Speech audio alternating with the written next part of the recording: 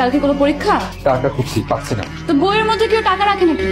কি এক মেরি অভ্যাস। মিলি, বিরক্ত করিস না তো, যা তো। 500 টাকার নোট তো একটা থাকার কথা, তুই উঠে এলে কি করে? আপনাকে না বলেছি এই কটকটা কমলা শার্ট না পরতে। জান দেখতে কত বিচ্ছিরি লাগে আপনাকে। ওর 3টাই মাত্র শার্ট, যেটাই পরি সেটাতে তোর সমস্যা হয়। সমস্যা দেখা যায় তাই সমস্যা হয়। মিলি আমার মায়ের মামাতো বোনের মেয়ে, কোনো এক অদ্ভুত কারণে আমাকে দেখতে পারে না।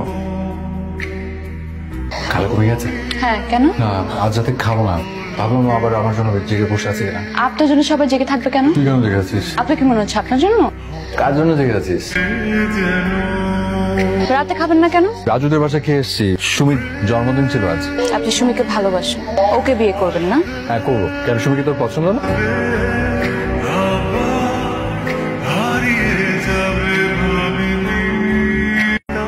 ছেলে দেখতে মার্শাল্লাহ খুবই সুন্দর। আমি কিছুতেই মিলিকে বোঝাতে পারছি না।